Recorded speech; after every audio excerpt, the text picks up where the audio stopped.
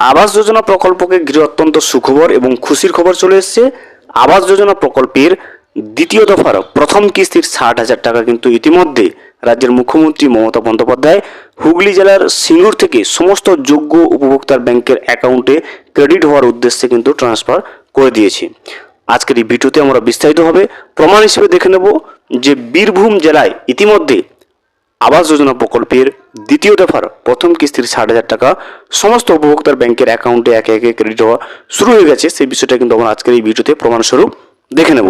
ভিডিওটি বিস্তারিতভাবে দেখে নেওয়ার আগে ছোট্ট একটা অনুরোধ, যদি চ্যানেলে নতুন হয়ে থাকেন অবশ্যই চ্যানেলটা সাবস্ক্রাইব করে রাখবেন এবং নোটিফিকেশনটা অল করে রাখবেন এই ধরনের সমস্ত আপডেট সবার আগে পাওয়ার জন্য।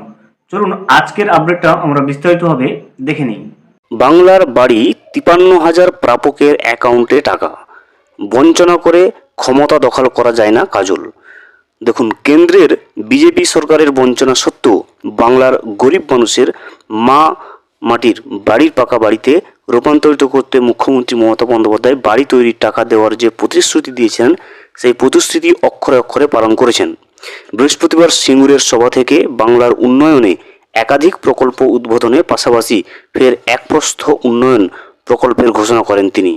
তার ঘোষণা মতো বীরভূমে বাংলার বাড়ি যোজনার দ্বিতীয় পর্যায়ের 53,279 জনের ব্যক্তিগত ব্যাংক অ্যাকাউন্টে প্রথম পর্যায়ের 60,000 টাকা দেওয়া শুরু হয়ে গেছে। দেখতে পাচ্ছেন, আবাস যোজনা প্রকল্পের দ্বিতীয় দফার প্রথম কিস্তির 60,000 টাকা বীরভূমেও কিন্তু বিভিন্ন উপভোক্তার ব্যাংকের অ্যাকাউন্টে ঢোকা শুরু হয়ে গেছে। সর্বমোট 53,279 জন উপভোক্তা কিন্তু বীরভূমে বাংলা আবাস যোজনা প্রকল্পের দ্বিতীয় দফার প্রথম কিস্তির 60,000 টাকা পেতে চলেছে এবং তাদের ব্যাংকের অ্যাকাউন্টে সেই টাকাটা ঢুকতে ইতিমধ্যে শুরু করে দিয়েছে। একথা জানান বীরভূমের সভাধিপতি কাজল শেখ। তিনি বলেন, গরিব মানুষের পরিশ্রমের অধিকার 100 দিনের কাজের টাকা কেন্দ্রের বিজেপি সরকার বছরের পর বছর কেবলমাত্র রাজনৈতিক প্রতিহিংসা চরিতার্থ করার কারণে আটকে রেখেছে। কিন্তু মুখ্যমন্ত্রী মমতা বন্দ্যোপাধ্যায় সেই গরিব নিপীড়িত মানুষদের হাতে 100 দিনের টাকা পৌঁছে দিয়েছেন। এবার বিজেপির আটকে রাখা আবাস যোজনা টাকার পরোয়া না করেই তিনি কিন্তু বাংলার গরিব মানুষদের জন্য বাংলার বাড়িও চালু করে দিয়েছেন।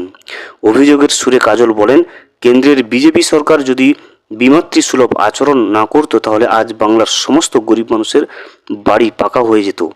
বঞ্চনা করে কখনো ক্ষমতা দখল করা যায় না, এটা আগামী বিধানসভা নির্বাচনে বাংলার মানুষ ফের প্রমাণ দেবে ওদের। দেখতে পেলেন, আবাস যোজনা প্রকল্পের প্রথম কিস্তির 60,000 টাকা ইতিমধ্যে কিন্তু বীরভূম জেলায় উপভোক্তাদের ব্যাংকের অ্যাকাউন্টে ঢুকতে শুরু করে দিয়েছে। বীরভূম জেলায় সর্বমোট 53,279 জন প্রাপক এই আবাস যোজনা প্রকল্পের দ্বিতীয় দফার প্রথম কিস্তির 60,000 টাকা পেতে চলেছে। ইতিমধ্যে তাদের ব্যাংকের অ্যাকাউন্টে সেই টাকাও কিন্তু ঢুকতে শুরু করে দিয়েছে। ভিডিওটি সম্পূর্ণভাবে দেখার জন্য অসংখ্য ধন্যবাদ।